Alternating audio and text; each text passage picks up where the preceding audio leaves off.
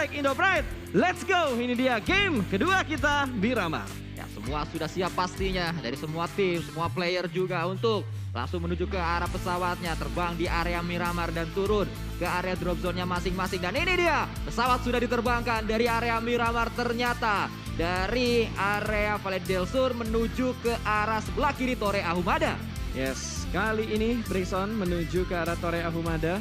Tidak terlalu adil lah untuk flag pad di Miramar kali ini karena yang punya drop zone di Impala tuh butuh effort banget. Mereka harus rebutan vehicle atau mungkin mereka harus mencari opsi berikutnya kalau mereka ingin keluar dari arah Impala, dari arah mungkin dari Puerto Paraiso-nya. Tapi kalau kita lihat dari beberapa tim yang punya drop zone di bagian kanan, mereka masih ingin mencoba untuk mengamankan Impala, untuk mengamankan Puerto Paraiso. Kalau LL harusnya masih terjangkau. Ya. Tapi buat Puerto Paraiso, buat Impala ini butuh banget effort dan ada kemungkinan besar mereka bakal rebutan vehicle dengan tim-tim yang turun di arah LL ataupun yang turun di arah sekitar La Bendita. Ini bakal rebutan untuk tim yang punya drop zone di Impala dan juga Puerto Paraiso. Dalam hal ini berarti EVOS dan juga Bigetron ya. Karena Bigetron kita ngelihat drop zone mereka tuh berubah bermain scrapping di Puerto Paraiso. Ya, kita melihat juga dari apa yang sudah dibahas oleh Bro Pasta tadi, Bigetron turun di arah Puerto. Dan ini yang tadi sempat kita bahas juga, EVOS sempat turun di area kiri dari Miramar. Itu adalah idenya Microboy saat Laizek yang ngomong kayak gitu. Waktu ditanya kenapa turun di situ, itu nggak tepat biasanya. Itu adalah ide dari Microboy dan terjadi kembali nampaknya hal tersebut dilakukan kembali oleh EVOS Reborn. Mereka turun di area sebelah kiri dari Miramarnya. Betul, ini berarti EVOS akan menggunakan drop zone kedua mereka atau opsi mereka yang lain. Karena kalau kita perhatikan dan kita ingat drop zone EVOS aslinya adalah di Impala. Walaupun waktu itu sempat berebut dengan Skylights dan juga dengan GD Gates kalau kita berbicara tentang persiapan atau ya persiapan untuk PMPL Indonesia di kala itu. Betul sekali, dan kita juga berpindah kali ini menuju ke tempat yang lain di mana Baunam United menjadi tim yang selalu sibuk di early game. Mereka nggak pernah damai early gamenya. Di map manapun mereka selalu fight di early game, membuat mereka sangat sulit sekali untuk mendapatkan poin demi poin. Dan bahkan kali ini mereka juga terseok-seok di lembar yang kedua. Iya, tapi kalau gue lihat ya dari BN sebenarnya mereka punya potensi yang cukup besar gitu. Seperti yang udah pernah lo bahas tadi di awal bersama dengan Windy, lo sempat mention bahwa ada pemain BN yang hampir meratakan Vampire di Paradise kemarin. Ya. Dan sebenarnya Kapun.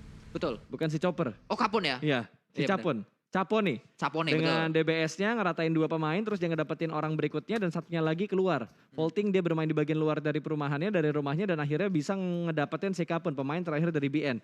Ini BN kalau kita lihat dari firepower, mereka cukup oke. Dari tingkat kesabaran dan strategi mereka cukup oke. Tapi entah kenapa mereka belum benar-benar mendapatkan momentum mereka. Seperti yang pernah dibilang sama Yuhai lah. Kemarin ketika di interview dibilang apa yang terjadi dengan Bigetron segala macam. Gak ada terjadi apa-apa di Bigetron. Yuhai berkata bahwa yang terjadi di kita saat ini mungkin dari momentumnya.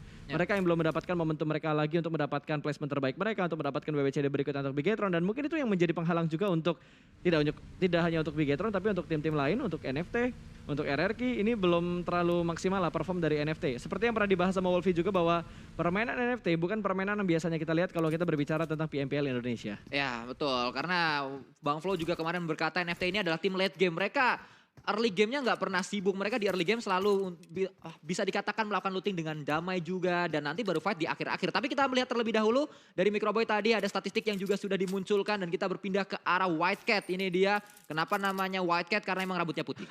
Gara-gara itu? Ya, jersey-nya juga putih. Oh, kalau misalkan ganti warna jersey sama ganti warna rambut berubah? Jadi misal white red gitu? Bisa. White brown gitu? Bisa. Oh, tergantung warna rambut dan jersey berarti ya? Betul. Berarti inti nickname dia adalah White? White. Oh, Cat.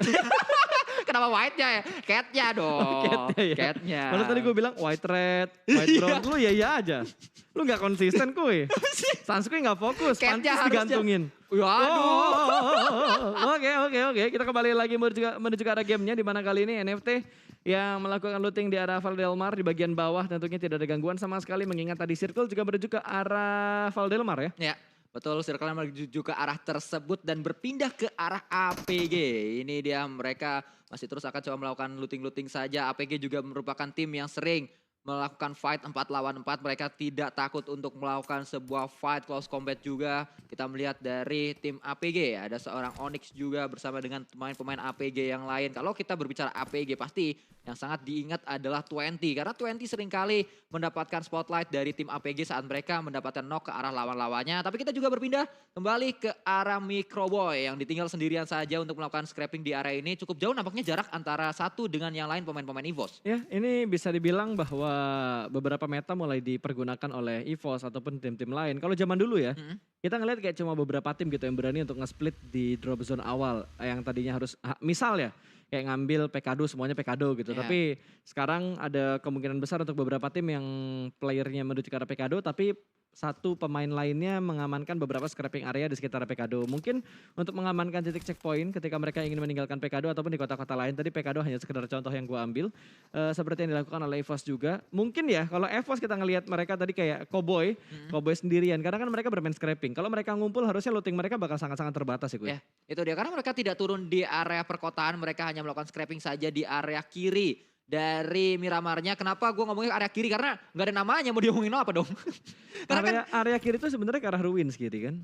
Tapi kan Ruins di atas banget, kiri atas. Ini kan sih. di jalannya, kalau ke atas terus Ruins emang nembusannya. Cuma kan ini di jalannya gitu loh, di area kirinya. Ini kayak kalau mudik tuh kayak jalur alternatif gitu nah, ya gitu. Gak ada namanya, tapi jalurnya ada gitu. Nah gitu, jadi tiba-tiba tembus aja. Betul, yang penting sampai aja ke Yang penting arah sampai tujuannya, betul. Tapi kalau kita berpindah ke arah Korpai juga. Korpai ini di tim yang sekarang, Face Clan selalu dijadikan palang pintu atau pembuka jalan dari rekan-rekannya, menjadi scouter juga dari Face Clan. Karena kita melihat berulang kali Korpai berhasil untuk melakukan hal tersebut, membuka jalan ke arah rekan-rekannya. Dan nanti follow up yang dilakukan, yang pertama datang juga ke area yang sudah dititiki oleh Korpai adalah Tonike. Ya, kalau dari Face Clan yang paling jarang main siapa Koy? Bull Shark kah?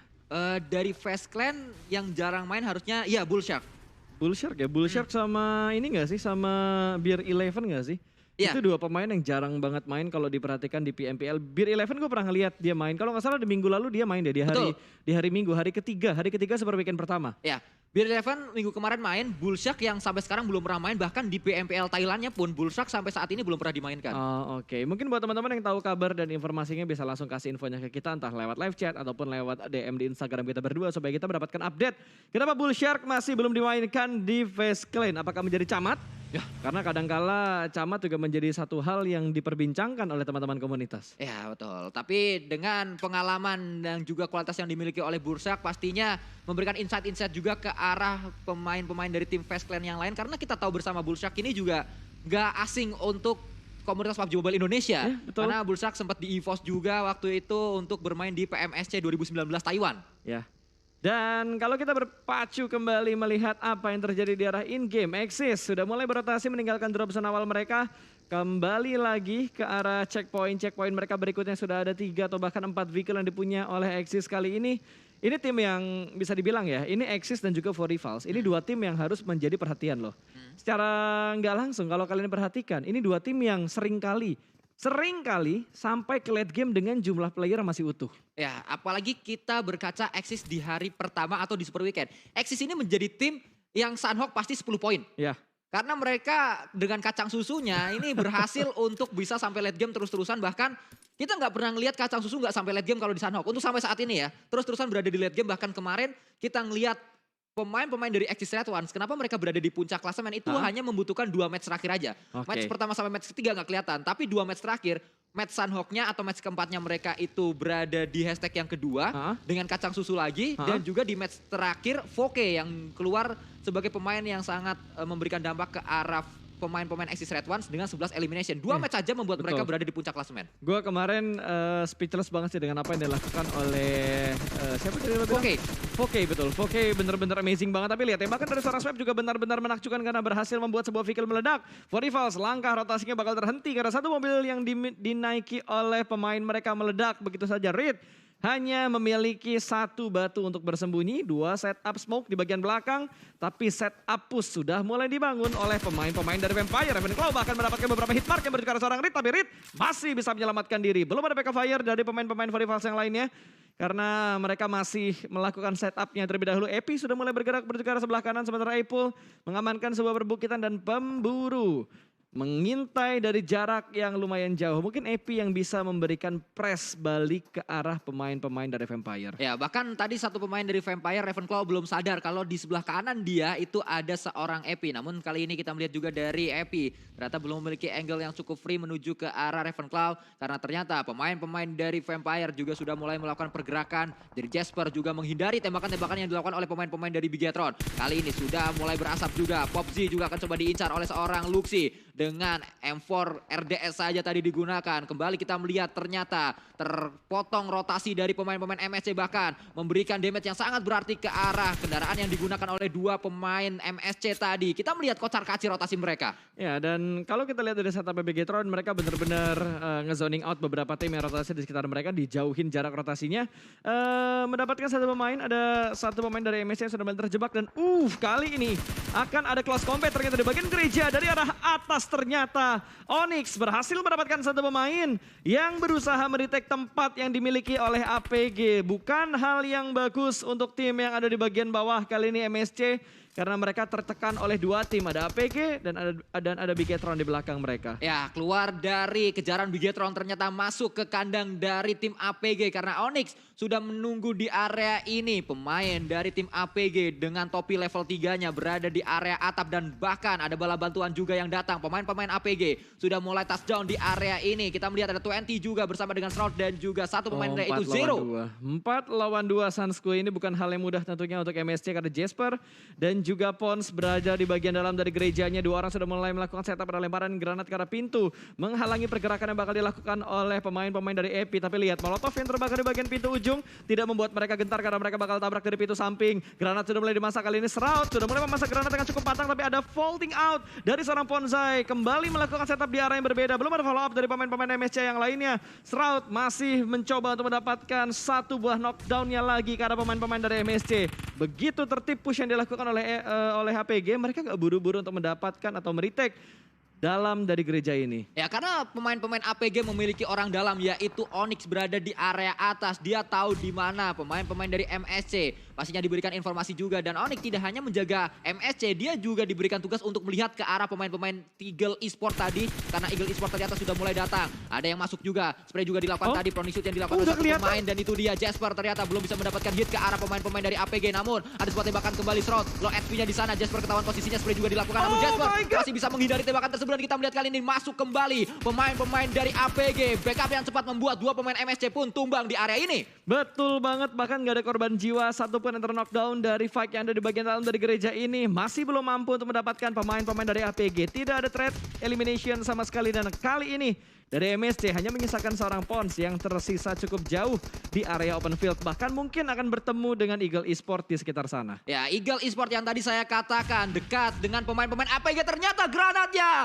mendapatkan satu pemain. Bahkan satu yang lain juga low HP-nya 20. Tersungkur karena ternyata Namsin datang dengan granat yang sangat luar biasa. Datkon juga bersiap dengan Uzinya. Ada sebuah lemparan granat juga membuat Datkon harus mundur terlebih dahulu. Tapi Namsin melemparkan sebuah granat kembali menuju ke arah ruangan tersebut. Dan kita melihat ternyata Namsin mendapatkan satu pemain lagi dengan UMP-nya. Wow, gue kira tadi bakal tabrak ke arah pemain dari MSC untuk yang terakhir. Tapi dari Eagle Esport mereka berupaya banget untuk mendapatkan retake ke arah gereja ini. Mereka bakal menghadapi APG yang barusan aja memenangkan fight-nya. Belum sempat untuk melakukan looting ke arah pemain-pemain dari MSC. Malah mereka bakal digempur balik, bahkan kembali lagi. Satu pemain mereka tumbang. Ini menjadi mimpi buruk. Dua pemain terakhir berada di bagian dalam dari sebuah ruangan. Last man standing kali ini bakal digempur. Dua pemain bakal bergerak secara beriringan. Sandwich kah? Tidak perlu sandwich tapi Barbar Gaming. Namun dua pemain tumbang dan APG diratakan begitu saja. Setelah mendapatkan dua knockdown tapi tidak mampu untuk menghadapi dua pemain Eagle Esport yang lainnya. Ya, Eagle Esport kuncinya adalah tadi Namsin mendapatkan dua pemain dari APG. Satu granat dan juga satu spray dengan UMP yang sangat on point. Namun kita berpindah ke arah yang lain. Ternyata ada pertemuan antara tim asal Malaysia berhadapan dengan tim asal Indonesia. EVOS berhadapan dengan Axis Red One. Namun kita juga melihat pertemuan antar tim Thailand di mana Faceclan berhadapan dengan Onyx. Satu pemainnya langsung dipulangkan begitu saja karena tadi terkat rotasinya. Betul sekali. Belum ada backup dari Onyx. Mereka masih melakukan split position. Sementara di arah lain ada tim Secret yang bertemu dengan Geek Fam. Ini lagi-lagi kita melihat ada derby di antara beberapa tim yang bertanding. Tadi kita ngelihat battle-nya Thailand. Sekarang kita bakal memperhatikan battle-nya dari Malaysia. Wow, ini udah bener-bener chaos banget karena kita sudah masuk untuk circle yang ketiga, Sanskoy. Ya, kita melihat juga Kid dengan kupluknya berada di area ini, tembakan menuju ke arah smoke, ternyata hilang satu pemain di sana. Miracle dipulangkan karena drone juga join the fight kali ini. Pemain-pemain NFT mendapatkan elimination pertama mereka di match yang kedua. Ya, dan gue harapkan tentunya untuk Bigetron, NFT, RRQ mereka bisa bermain stabil seperti apa yang dilakukan oleh pemain-pemain dari EVOS dan Secret. Mendapatkan satu pemain, ada Demrut yang terkena headshot tadi. Ada pergerakan sudah mulai dibangun dan Demrut pun dipulangkan menuju ke arah lobby. Di belakang sana lagi-lagi ada tim yang akan mengganggu. Infinity datang dari arah belakang tim Secret. Wow, sangat luar biasa apa yang dilakukan Snipes, tumbang kembali oleh pemuda asal Indonesia, pemain-pemain Indonesia yaitu NFT mendapatkan sebuah knock lagi ke arah lawan-lawannya. Tapi sebuah tapping-tapping dilakukan oleh Gotani tadi dengan M4 kali 4-nya belum berhasil mendapatkan sebuah knock. Low HP saja didapatkan. Snipes sulit untuk diselamatkan, tapi kita lihat iShot juga masih berlari-lari di seberang gundukan yang dimiliki oleh Snipes. Namun sebuah lemparan juga dilakukan tadi menuju ke arah satu pemain SNOP. Dijepit dari dua arah yang berbeda. Nuzi juga terus melakukan tembakan-tembakan menuju ke arah SNOP. Wow, ini udah repot banget sih. Ini Geek Fam udah gak punya ruang gerak yang terlalu banyak karena Infinity juga sedang dalam posisi nge-split. 3-1 split yang mereka lakukan mengirimkan satu pemain dari arah Blue Zone. 3 pemain sudah berhasil masuk tapi belum tiga-tiganya berada di daerah aman. Perlu bergerak sedikit untuk masuk ke dalam zona dan Secret. Ada Fredo yang ada di bagian Broken Shake. Oh, bakal ditabrak. Akankah diintip? Diintip.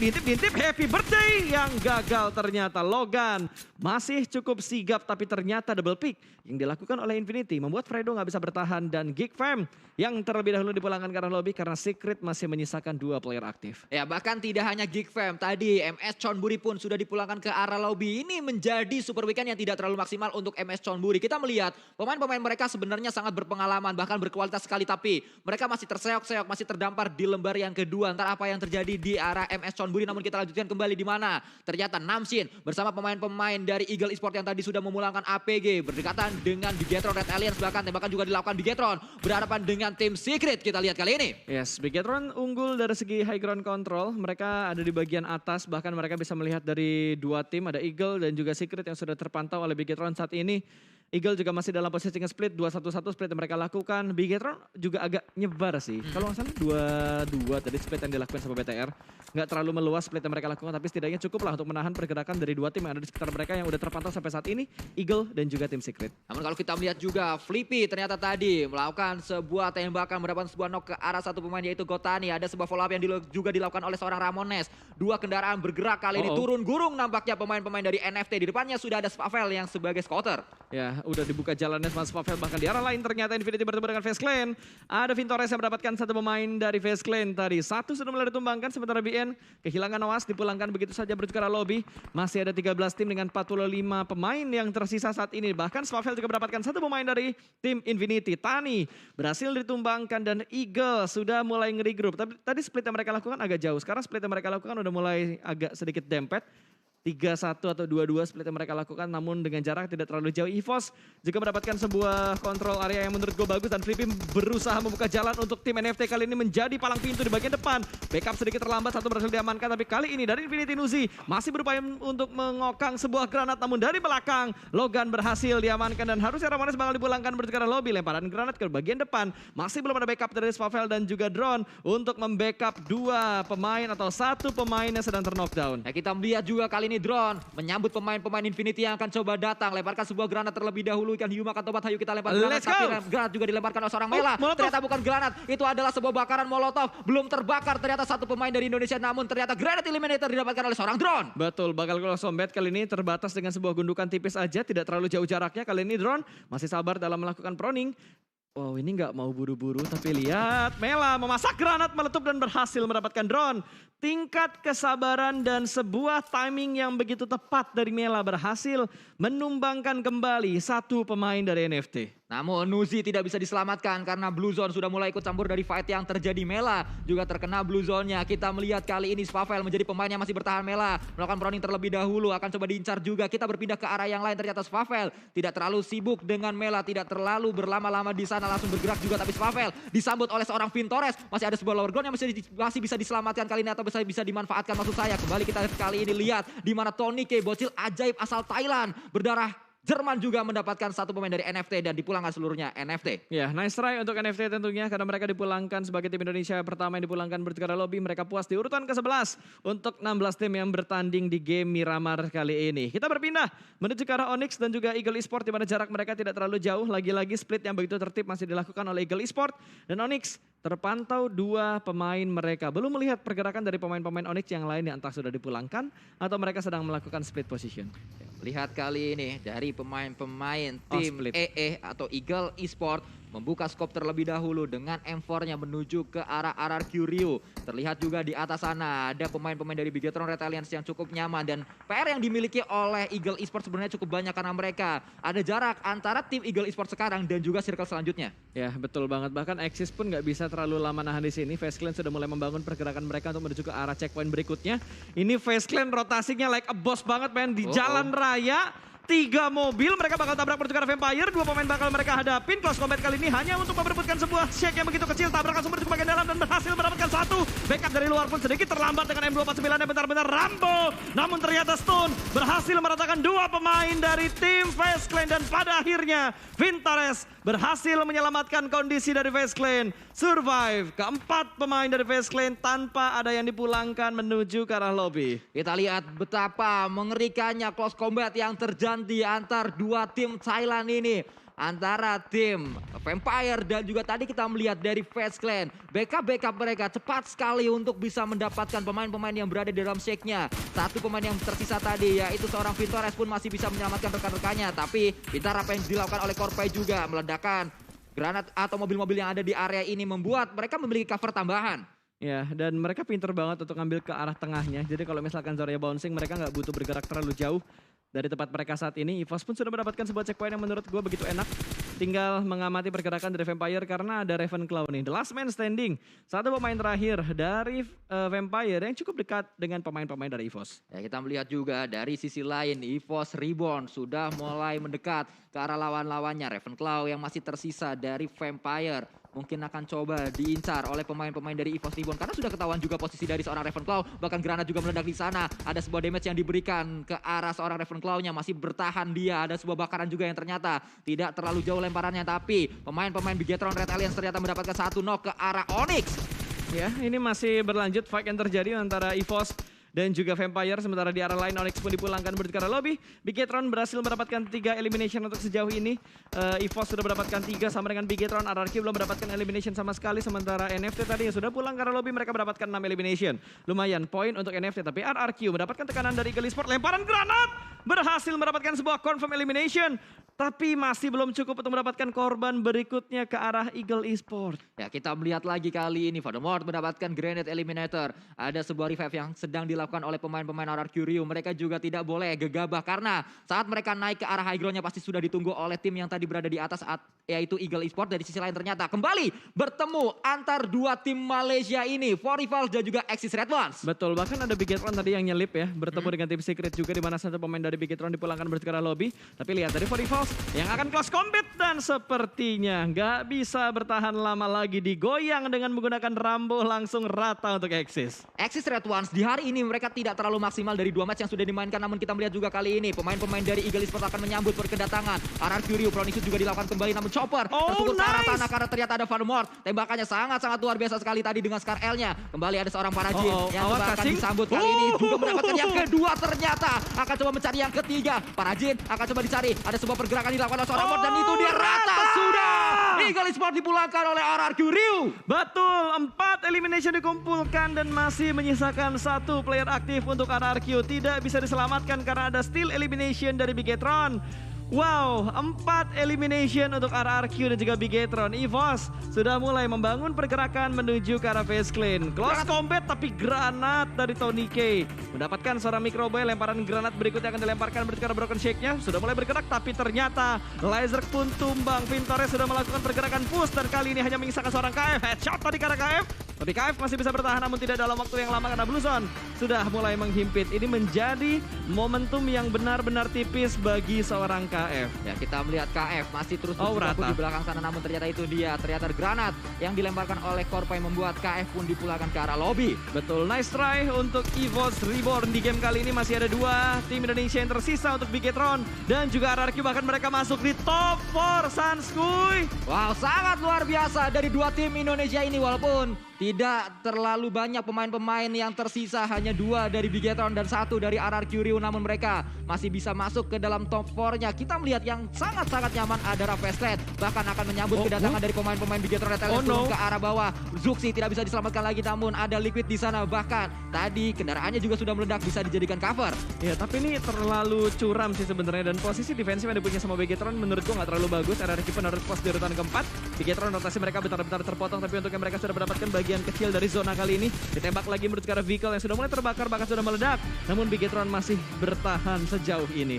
Ya, kita melihat ada pergerakan yang dibangun oleh Mr. Five. Liquid juga berhasil untuk melakukan revive tadi, nampaknya menggunakan bandage terlebih dahulu, tapi tembakan demi tembakan menuju ke arah Bigetron Red Alliance. Sulit sekali keadaannya untuk mereka, sulit perjuangan dari Bigetron Red Alliance karena mereka harus fight dengan Fastland yang masih lengkap 4 orang juga, tapi Fastland juga ditembak oleh pemain-pemain dari For Rivals. Betul, secara nggak langsung Rivals membantu pergerakan dari Bigetron karena ketika ada upaya push yang dilakukan oleh Fastland, 2 pemain dari For Rivals benar-benar menghalangi pergerakan yang dilakukan oleh pemain-pemain Fastland saat ini. Sudah mulai berperang, ban sudah mulai dipecahkan, memperpendek kolong mobilnya supaya mereka aman. Nah, di arah lain Luxi kembali ditumbangkan, kali ini Liquid yang menjadi last man standing untuk Bigetron dan harusnya masih bisa melakukan revive ke arah Luxi. Nah, kita melihat juga permainan yang sangat stabil ditujukan oleh For Rivals setelah tadi mereka mendapatkan winner chicken dinner. Kali ini mereka masuk ke dalam top 3-nya, tapi Bigetron juga kita lihat kali ini step up mereka untuk bisa berada di late game-nya. Liquid melakukan spray juga menuju ke arah Vintores, berada di belakang dari pohon tersebut. Low HP sebenarnya, namun headshot. Sayang sekali. Liquid masih bisa untuk melakukan healing masih bisa kali ini, tapi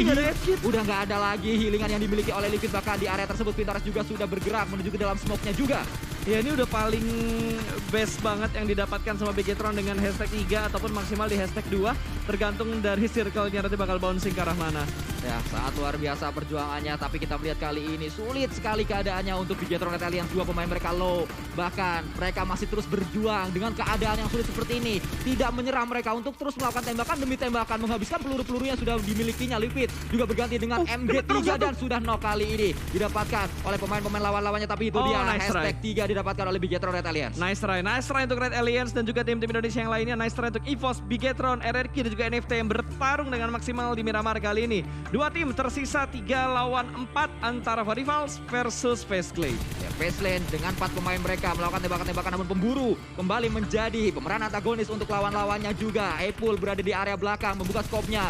SKRL kali 3 tadi atau kali 4 maksud saya membuka ke arah pemain-pemain dari Fastland. 1 sudah tumbang di sana. Ini adalah momentum juga untuk For Rivals bisa mendapatkan back-to-back winner chicken dinner. Ya, gue nunggu update circle yang ke-8 sih. Ini akan menuju ke arah mana? Karena kondisinya berimbang 3 lawan 3. Tergantung, kalau misalkan Korpai diselamatkan berarti kondisinya akan kembali timpang antara Fastland dan juga For Rivals. Tapi sejauh ini Korpai masih ada proses untuk diselamatkan, tentunya ada lemparan molotov memperlambat pergerakan dari pemain-pemain For Rivals. Ada tapping fire lagi dengan menggunakan mini 14, masih belum bisa mendapatkan sebuah knockdown dan Ipul sudah mulai memasak granat. Sebuah lower ground tipis mungkin akan menjadi bencana untuk Fastland. Ini bisa ke knock 2 meletup, tapi hanya splash damage yang diberikan menurut ke arah Vintores. TonyK sudah berada di arah yang lain menembak menurut ke arah Korpai dan Korpai pun selamat, bahkan ada threat damage yang begitu dalam. Mr. Five berhasil mendapatkan pemain For Rivals dan winner chicken dinner untuk Fastland di game yang kedua. Kita melihat bagaimana TonyK tadi 10 elimination sendirian saja di akhir.